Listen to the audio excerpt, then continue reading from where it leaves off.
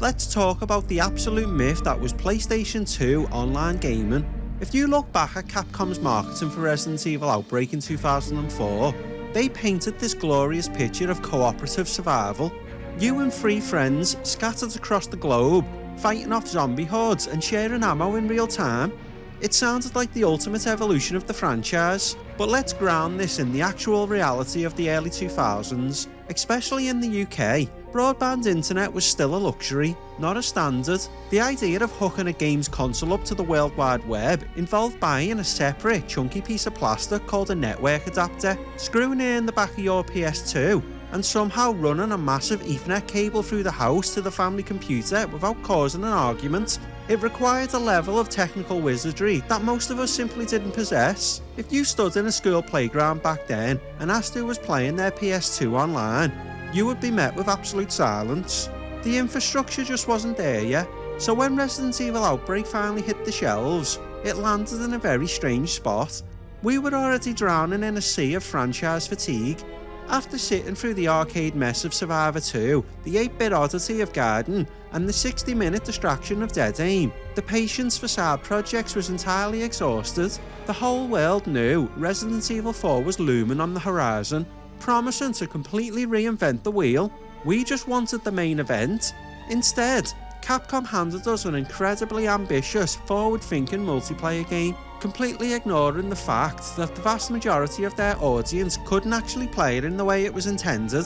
We were forced to take this grand, cooperative online vision and play it entirely offline, sitting alone in a bedroom, and without the connectivity to mask its flaws. Outbreak quickly revealed itself to be a clunky, frustrating experience that stripped away exactly what made the classic game so special. It was a game fundamentally designed for a future that hadn't quite arrived yet, leaving us stuck trying to survive a very messy present.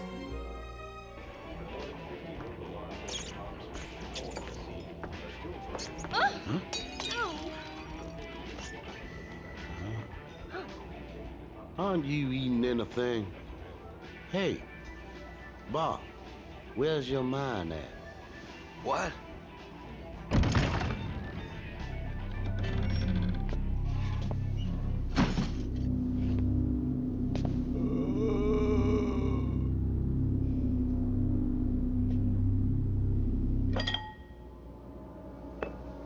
Huh? What a weird customer. When you boot up a Resident Evil game, you have a certain expectation of who you are going to be controlling. We were used to playing as highly trained STARS operatives, elite government agents, or at the very least, a heavily armed survivor looking for their brother. You pick your character, and the entire narrative of the game revolves around your specific journey. Outbreak completely threw that formula out the window. Instead of an elite super cop, you are presented with a character select screen full of absolute nobodies. You have to choose between people like Cindy the waitress, David the plumber, Jim the subway worker, and Kevin the RPD officer, who famously failed the star selection process twice. It fundamentally changed the power dynamic of the game. You weren't a trained killer dropping into a hot zone. You were just a random civilian armed with a broom or a piece of lead pipe, trying not to get eaten on your lunch break. Conceptually, that is a brilliant angle for a survival horror game.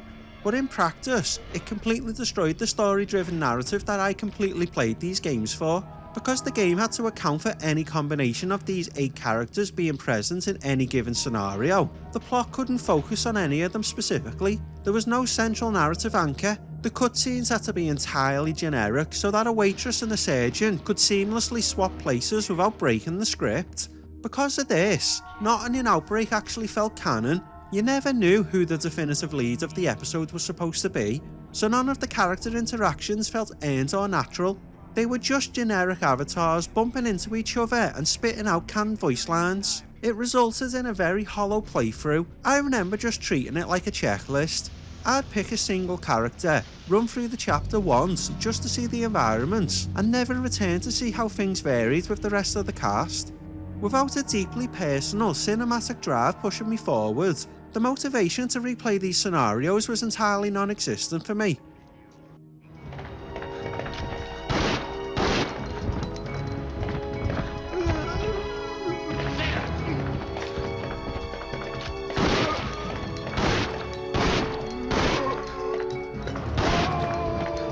Let's talk about the absolute workhorse of classic survival horror, the door loading animation. For years, that slow, creeping first-person perspective of a rusted door slowly creaking open in the dark was just a clever technical trick to hide the fact that the console was struggling to load the next pre-rendered background.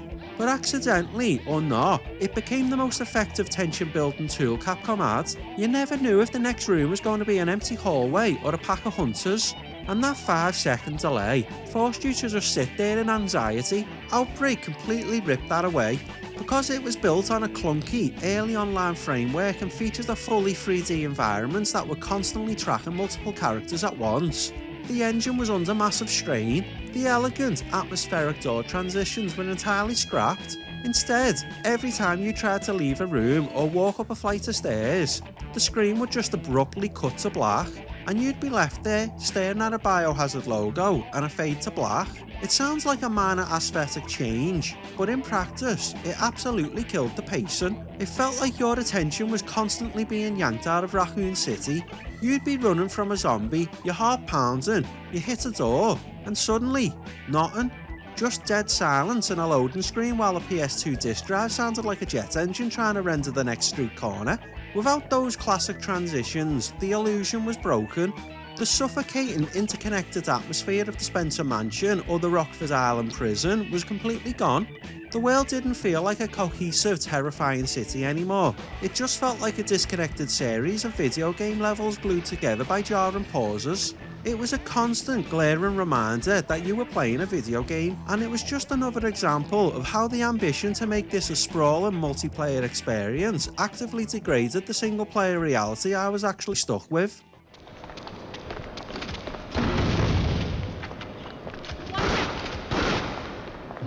No, this can't be.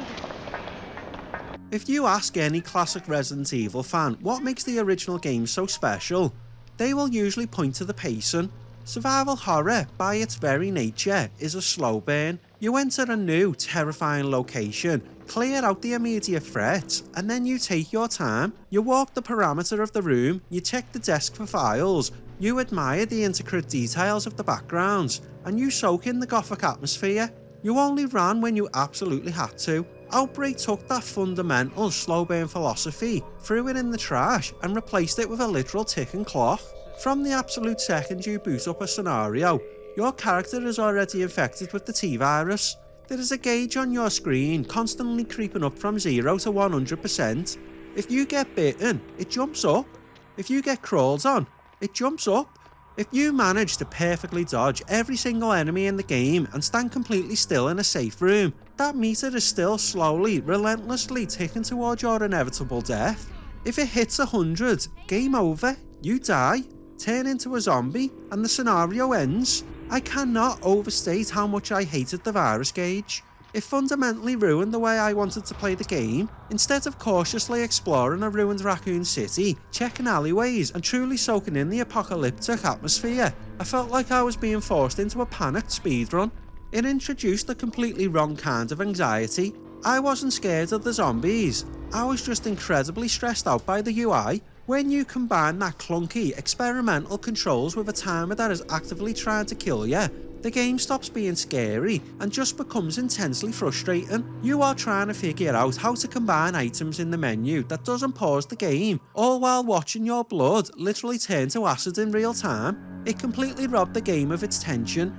It turns what should have been a methodical fight for survival into a frantic, messy sprint to the finish line, leaving no room to actually appreciate the world Capcom had built. The thing's too huge. These 9mm are useless. Almost got him. Hold on. Calm down. You must give me your blood.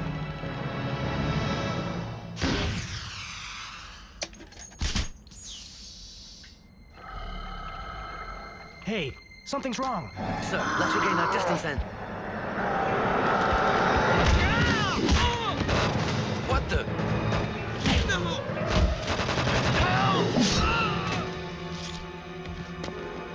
You!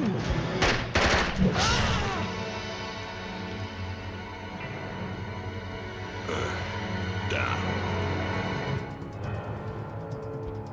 Let's talk about the absolute misery of playing a co-op survival horror game by yourself. Because Outbreak was built from the ground up to rely on human teamwork, certain puzzles and combat encounters practically demanded that players work together. Someone holds off the zombies, someone else carries the heaviest quest item, and you share healing items to survive. When you strip that human element out of the equation and replace it with Capcom's 2004 artificial intelligence, the game doesn't just get harder, it actively starts working against you. Playing Outbreak offline meant you were saddled with 2 AI companions, and calling them companions is a massive overstatement. They were more like chaotic toddlers with a death wish. You could walk into a room, carefully planning how to conserve your handgun ammo, and watch as Dave the plumber violently sprints past you, grabs the only green herb in the area, uses it when he has a paper cut, and then runs off into a hallway full of hunters. They would hoard weapons, refuse to trade crucial items when you desperately needed them, and had an incredible talent for standing exactly where you were trying to aim. It was agonising. You weren't coordinating a survival strategy, you were just babysitting lobotomised survivors who seemed determined to get you killed. To make matters worse, your only way of communicating with these digital idiots was the Ad-Lib system.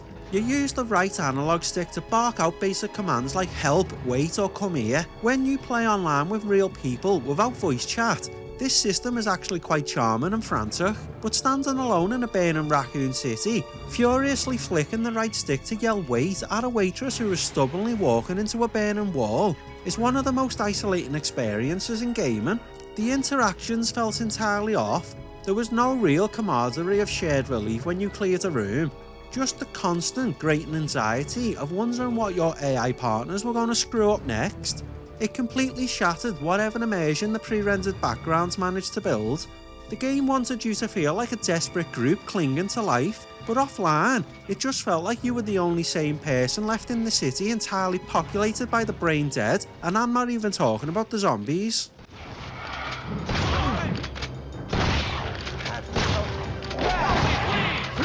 Hey, you!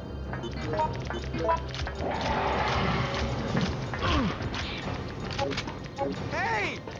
Help me! If there is one scenario that perfectly encapsulates the absolute friction of Resident Evil Outbreak, it's the very first level. The titular Outbreak scenario at Jay's bar, on paper, it is the ultimate civilian perspective of the Raccoon City incident. You are literally just hanging in a local pub, having a drink, when a guy stumbles in clutching a bite wound. Suddenly, the horde starts banging at the front windows. It's a fantastic setup. The game immediately introduces a brand new mechanic that feels incredibly authentic to a zombie movie: barricading. The door is buckling, the glass is cracking, and you have to physically run over and push heavy objects over to the front entrance to buy yourself some time. But the reality of executing this in 2004 was a comedic nightmare. You are trying to position your character perfectly to move objects using clunky tank controls. The camera angle is fixed from the ceiling, making it difficult to judge distance. Your AI companions are absolutely no help, usually just running in circles or trying to hit the door with a broom, and when the zombies inevitably break through the makeshift barricade, the sheer panic of the real-time inventory system kicks in. In every previous Resident Evil, open your inventory was a safe haven. It was a tactical pause screen where you could catch your breath, mix some herbs and reload your shotgun.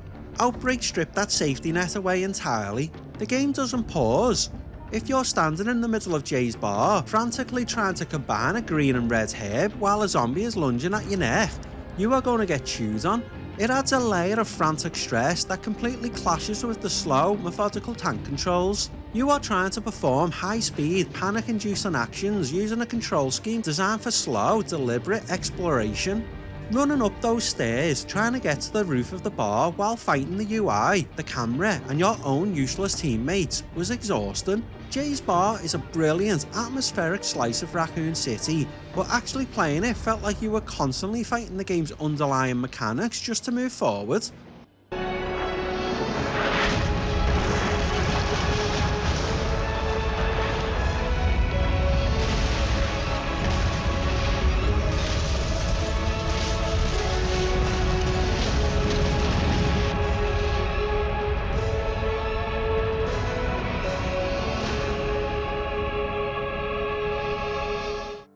After fighting my way to the end of the scenarios, dealing with the lobotomized AI, the jarring loading screens, and that god-awful virus gauge, my time with the original Resident Evil Outbreak just fizzled out. Looking back at it in the context of 2002, it honestly felt like a massive step backwards to me. We had already experienced the sprawling, gothic melodrama of Code Veronica and the terrifying perfection of the remake. Next to these titans, Outbreak just felt entirely janky. It felt like an awkward, compromised experiment that I simply couldn't play the way it was actually meant to be played. This was the absolute peak of my spin-off fatigue. I didn't want to babysit a plumber through a disconnected series of levels with no central plot or cinematic drive. I wanted the next massive, canonical chapter of the franchise. I wanted Resident Evil 4, so after giving each scenario a cursory frustrating run through just to see the environments, I popped the disc out, put it in its case, and fully intended to leave it on the shelf forever. But Capcom wasn't quite done with this grand clunky experiment, because the original development of Outbreak was so massive and over-ambitious, they actually had to chop the game in half. A year later, they took the leftover scenarios, slapped a few minor mechanical band-aids on them, and sold it to us as a standalone release, Resident Evil Outbreak File 2. Next time, we are diving into that weird leftover expansion. We'll talk about my brief, doomed attempt to give the online series one last try before throwing my hands up and walking away from it completely. But more importantly, we are going to fast forward a few decades. We're going to look at File 2, not as an impatient kid waiting for the future of the franchise, but as a totally different perspective running through these games years later, and finally realising that beneath all the online misery, Capcom had actually created a brilliant concept that was simply 15 years ahead of its time.